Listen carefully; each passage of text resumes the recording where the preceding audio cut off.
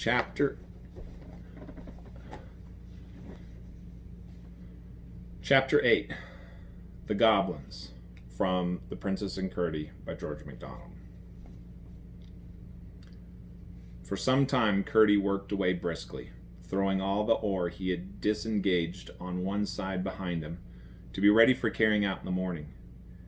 He heard a good deal of goblin tapping, but it all sounded far away in the hill, and he paid it little heed.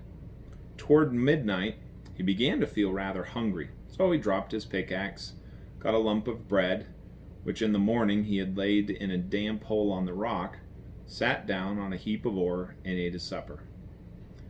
Then he leaned back for 5 minutes' rest before beginning his work again, and laid his head against the rock. He had not kept the position for 1 minute before he heard something which made him sharpen his ears. It sounded like a voice inside the rock. After a while, he heard it again. It was a goblin voice. There could be no doubt about that. And this time he could make out the words. "Hadn't we better be moving?" it said. A rougher, deeper voice replied, "There's no hurry. That wretched little mole won't be through tonight if he works ever so hard. He's by no means at the thinnest place." "Aye, but do you think the load does come through into our house?" said the first voice. "Yes, but a good bit further on that than he has got to yet. If he had struck a stroke more up to the side just here," said the goblin, tapping the very stone it seemed to Curdie against which his head lay, "he would have been through. But he's a couple of yards past it now, and if he follow the load, it will be a week before it leads him in. You see it back there? A long way. Still, perhaps, in case of accident, it would be as well to be getting out of this. Helfer, you take the great chest. That's your business, you know." "Yes, Dad," came a third voice, "but you must help me to get it on my back. It's awfully heavy, you know." "Well, it isn't just a bag of smoke, I admit, but you're as strong as a mountain, Helfer." "You say so, Dad. I think myself I'm all right, but I could carry 10 times as much if it wasn't for my feet." "That's your weak point, I confess, my boy." "Ain't it yours too, Father?" "Well, to be honest, it is a goblin weakness. Why they come so soft, I declare I haven't an idea." "Especially when your head's so hard, you know, Father." "Yes, my boy. The goblin's glory is his head. To think how the fellows up above there have to put helmets and things when they go fighting. Ha!" "But why don't we wear shoes like them, Father? I should like it, especially when I've got a chest like that on my head." "Well, you see, it's not the fashion. The king never wears shoes." "The queen does." "Yes, but that's for distinction. The first queen, you see, the king's first wife, wore shoes, of course, because she came from upstairs. And so, when she died, the next queen would not be inferior to her, as she called it, and would wear shoes too. It was all pride. She is the hardest in forbidding them to the rest of the women." "I'm sure I wouldn't wear them." "No, not for that I wouldn't," said the first voice, which was evidently the mother of the family. "I can't think why either of them should." "Didn't I tell you the first was from upstairs?" said the other. "That was the only silly thing I ever knew His Majesty guilty of. Why he would marry an outlandish woman like that. One of our natural enemies, too." "I suppose he fell in love with her." "Pooh, pooh.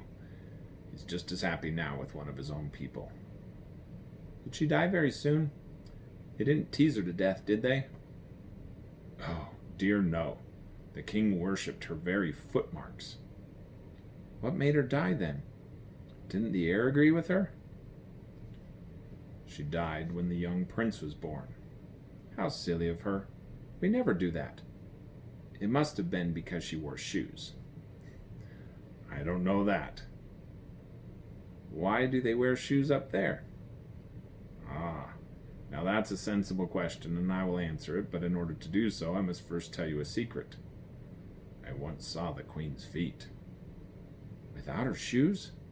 Yes, without her shoes. No. Did you? How was it? Never mind how it was. She didn't know that I saw them. What do you think? They had toes. Toes? What's that? You may very well ask. I should never have known if I had not seen the Queen's feet. Just imagine. The ends of her feet were split up into 5 or 6 thin pieces. Oh, horrid. How could the king have fallen in love with her? You forget that she wore shoes.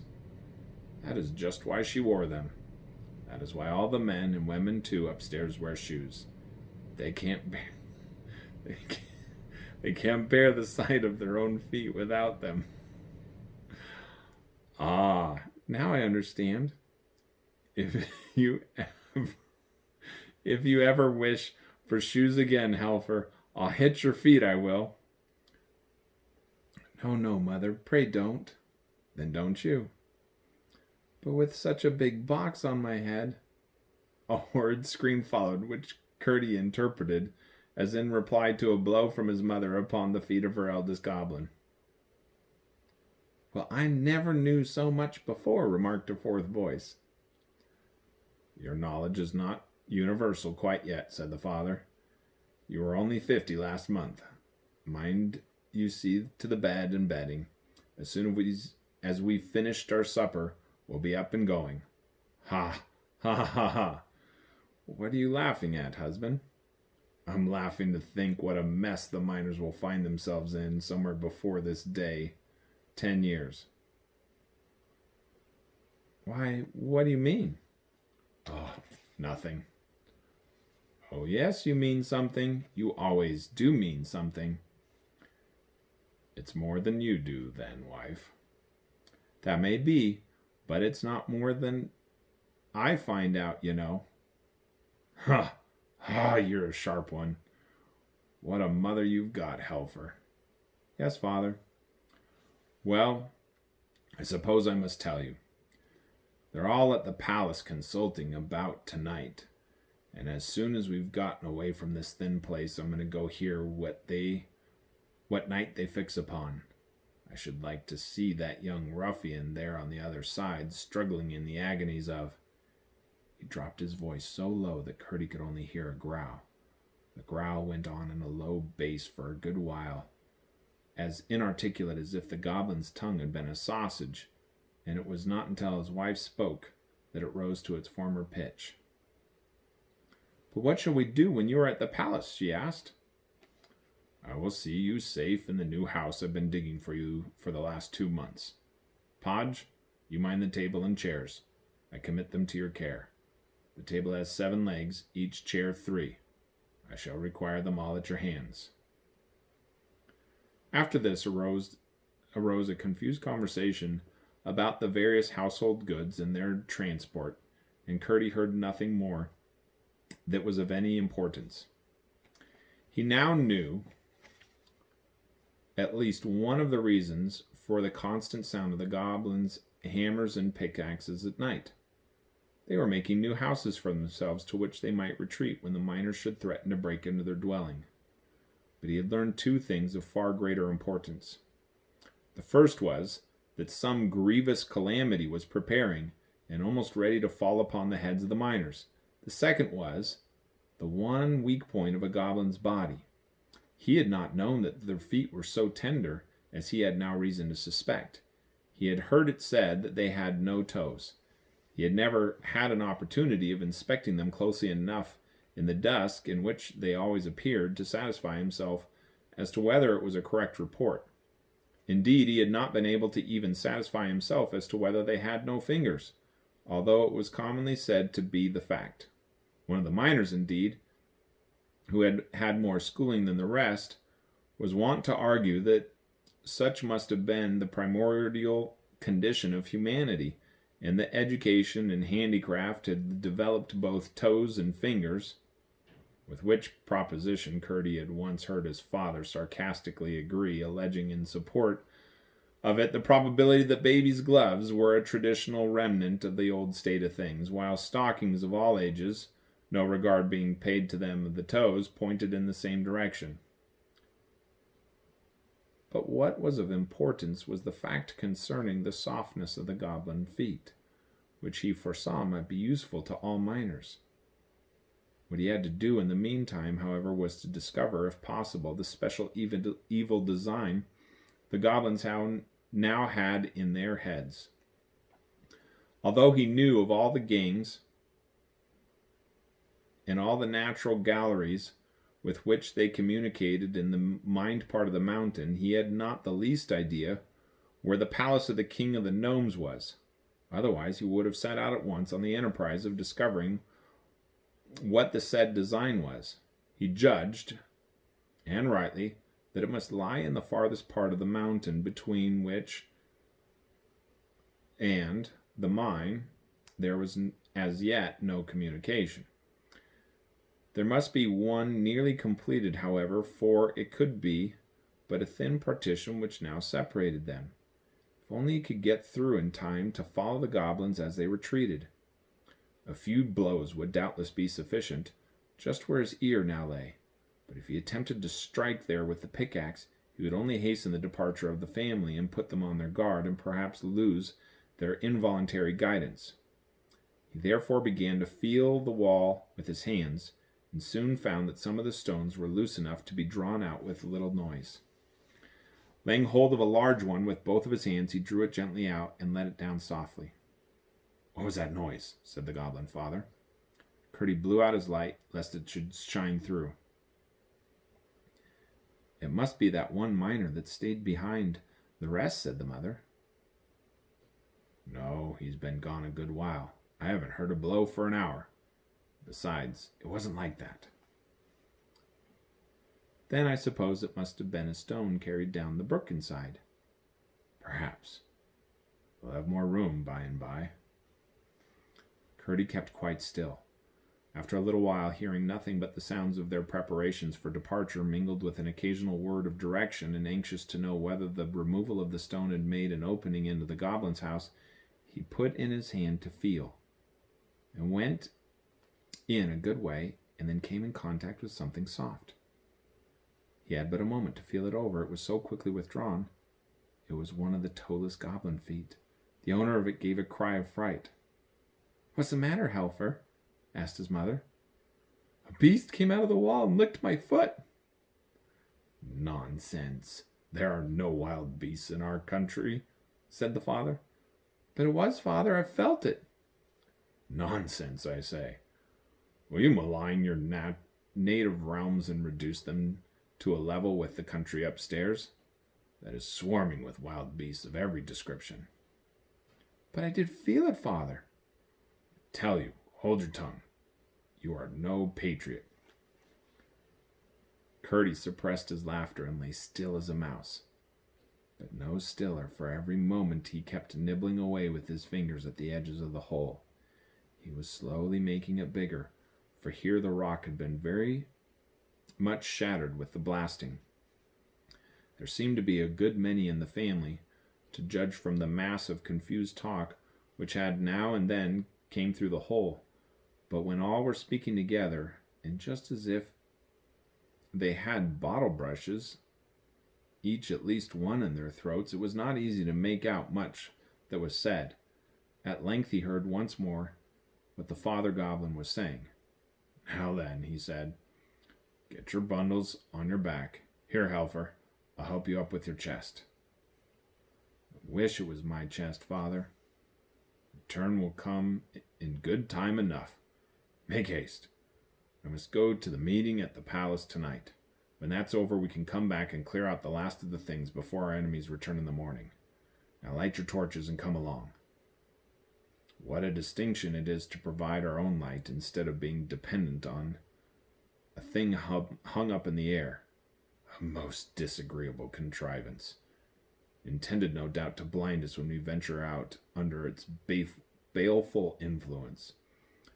Quite glaring and vulgar, I call it, though no doubt useful to poor creatures who haven't the wit to make light for themselves.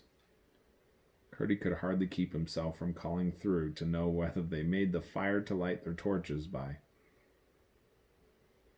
But a moment's reflection showed him that they would have said they did, inasmuch as they struck two stones together, and the fire came. Chapter 9. The Hall of the Goblin Palace.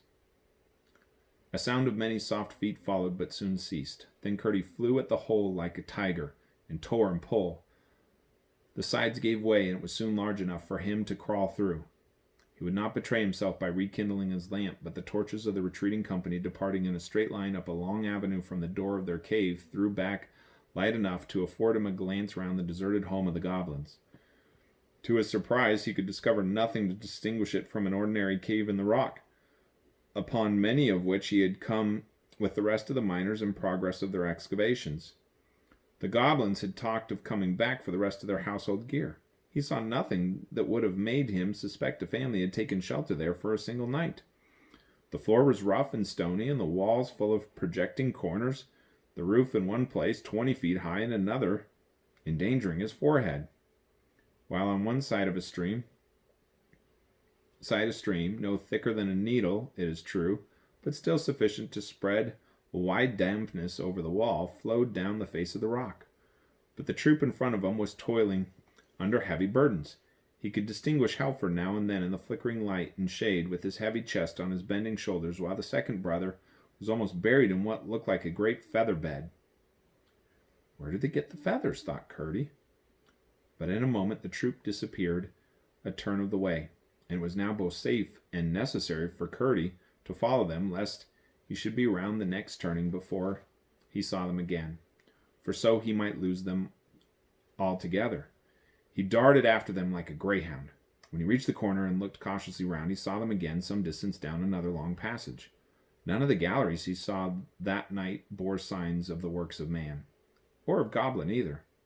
Stalactites, far older than the mines, hung from the roofs, and their floors were rough with boulders and large round stones, showing that their water must have once run. He waited again at this corner till he had disappeared round the next, and so followed them a long way through one passage after another. The passages grew and more lofty, and were more and more covered in the roof with shining stalactites. It was a strange enough a procession which he followed, but the strangest part was that the household animals which crowded amongst the feet of the goblins. It was true they had no wild animals down there. At least they did not know of any, but they had a wonderful number of tame ones. I must, however, reserve any contributions toward the natural history of these for a later position in my story. At length, turning a corner too abruptly, he almost rushed into the middle of the goblin family, for they had already set down their burdens on the floor of the cave, considerably larger than the one that they had left. They were as yet too breathless to speak, or else he would have had warning of their arrest. He started back, however, before anyone saw him, and retreating a good way, stood watching till the father should come out to go to the palace. Before very long, both he and his son Helfer appeared, and kept on in the same direction as before, while Curdie followed them again with renewed precaution. For a long time he heard no sound except something like the rush of a river inside the rock, but at length it seemed the far-off noise of a great shouting reached his ears, which, however, presently ceased. After advancing a good way farther, he thought he heard a single voice. It sounded clear and clear as he went on, until at last he could almost distinguish the words. In a moment or two, keeping after the goblins round another corner, he once more started back, this time in amazement. He was at the entrance of a magnificent cavern, of an oval shape, once probably a huge natural reservoir of water, now the great palace hall of the goblins. It rose to a tremendous height, but the roof was covered with such shining materials, and the multitude of torches carried by the goblins who crowded the floor lighted up the palace so brilliantly that Curdie could see to the top quite well. but he had no idea how immense the place was until his eyes got accustomed to it, which was not for a good many minutes.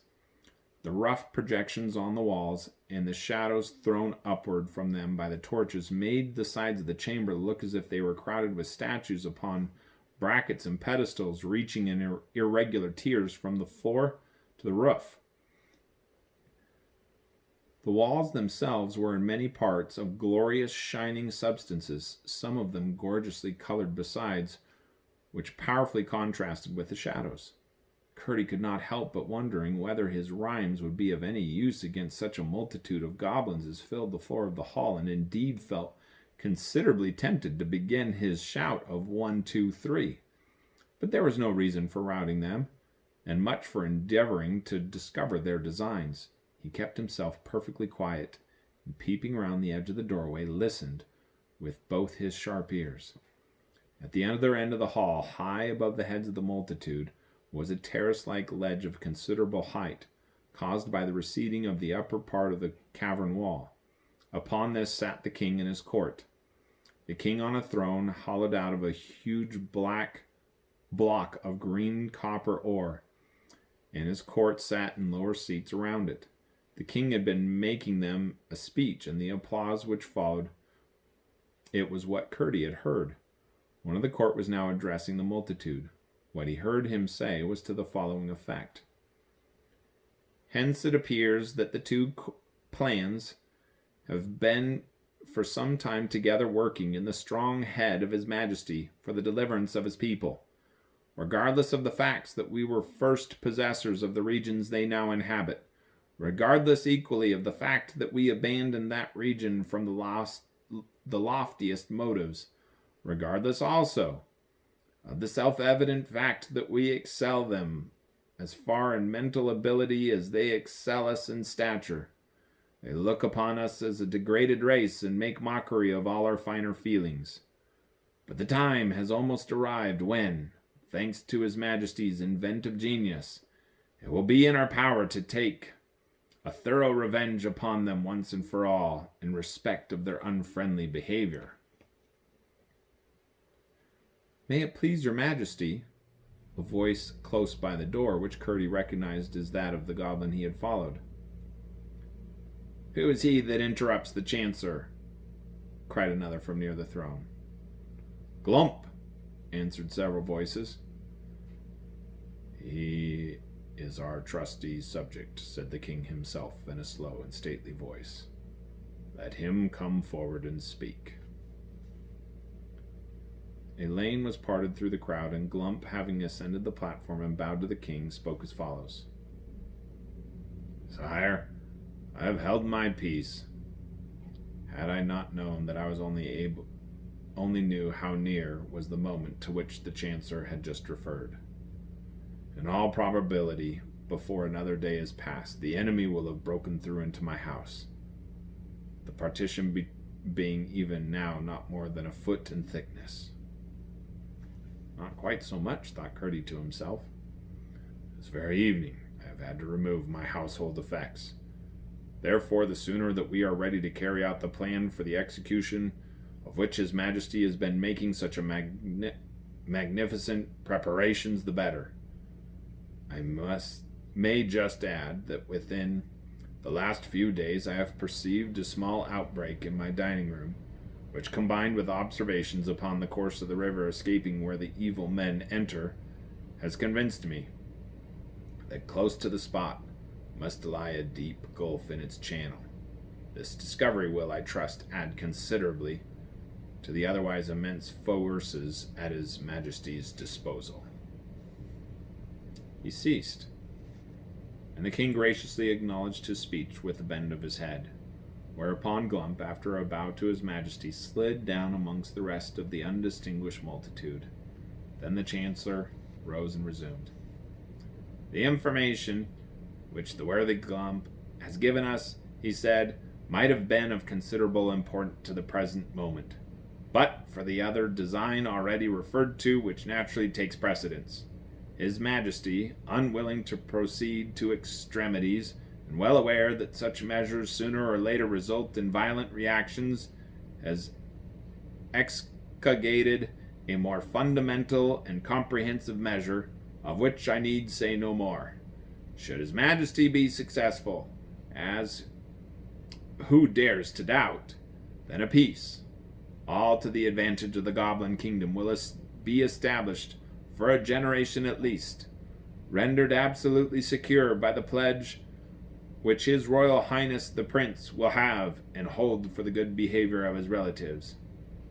Should His Majesty fail, which who shall dare to even imagine in his most secret thoughts, then will be the time for carrying out with rigor the design to which Glump referred, and for which our preparations even now are all but completed. The failure of the former will render the latter imperative. Curdie, perceiving the assembly drawing to a close, and that there was little chance of either plan being more fully discovered, now thought it prudent to make his escape before the goblins began to disperse, and slipped quietly away. There was not much danger of meeting any goblins, for all the men at least were left behind him in the palace, but there was considerable danger of his taking a wrong turn, for he had now no light, and had therefore to depend on his memory and his hands.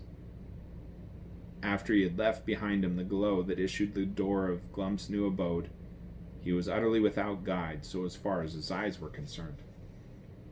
He was most anxious to get back through the hole before the goblins should return to fetch the remains of their furniture. It was not that he was in the least afraid of them, but it was of the utmost importance that he should thoroughly discover what the plans they were cherishing were, and he must not occasion the slightest suspicion that they were watched by a miner. He hurried on, feeling his way along the walls of the rock. Had he not been very courageous, he must have been very anxious, for he could not but know, if he lost his way, if it would be the most difficult thing in the world to find it again. Morning would bring no light into these regions, and toward him least of all, who was known as a special rhymester and persecutor, could goblins be expected to exercise courtesy. Well might he wish that he had brought his lamp and tinderbox with him, of which he had not thought when he crept so eagerly after the goblins. He wished it all the more when after a while he found his way blocked up and could go no further. It was of no use to turn back, for he had not the least idea where he had begun to go wrong. Mechanically, however, he kept feeling about the walls that hemmed him in. His hand came upon a place where a tiny stream of water was running down the face of the rock. "What a stupid I am," he said to himself. "I am actually at the end of my journey. And there are the goblins coming back to fetch their things," he said, as the red glimmer of their torches appeared at the end of the long avenue that led up to the cave. In a moment he had thrown himself on the floor and wriggled back through the hole. The floor on the other side was several feet lower, which made it easier to get back. It was all he could do to lift the largest stone which he had taken out of the hole, but he did manage to shove it in again, and he sat down on the ore heap and thought. He was pretty sure that the latter plan of the goblins was to inundate the mine by breaking outlets for the water accumulated in the natural reservoirs of the mountain, as well as running through the portions of it, while the part hollowed by the miners remained shut off from that inhabited by the goblins. They had had no opportunity of injuring them thus. But now that a passage was broken through, and the goblins' part proved a higher in the mountains, it was clear to Curdie that the mine could be destroyed in an hour. Water was always the chief danger in which the miners were exposed. They met with little choke damp sometimes, but never with the explosive fire damp so common in coal mines. Hence, they were careful as soon as they saw any appearance of water. As a result of his reflections, while the goblins were busy in their old home, it seemed to Curdie that it would be best to build up the whole of this gang, filling it with stone, clay, or lime, so that there should be no smallest channel for the water to get into. There was not, however, any immediate danger, for the execution of the goblin's plan was contingent upon the failure of that unknown design which was to take precedence of it, and he was most anxious to keep the door of the communication open, that he might, if possible, discover what the former plan was. At the same time, they could not then resume their intermittent labors for the inundation without his finding it out, when, by putting all hands to the work, the one existing outlet might in a single night be rendered impenetrable to any weight of water. For by filling the gang entirely up, their embankment would be buttressed by the sides of the mountain itself. As soon as he found that the goblins had again retired, he lighted his lamp and proceeded to fill the hole he had made with such stone as he could withdraw when he pleased, and then thought it better, as he might have occasion to be up a good many nights after this, to go home and have some sleep. How pleasant the night air felt upon the outside of the mountain after he had gone through in the middle of it. In the inside of it. He hurried up the hill without meeting a single goblin on the way, and called and tapped at the window until he woke his father, who soon rose and let him in. He told him the whole story, and just as he had expected, his father thought it best to work that load no further, but at the same time to pretend occasionally to be at work there still, in order that the goblins might have no suspicions. Both father and son then went to bed and slept soundly until the morning.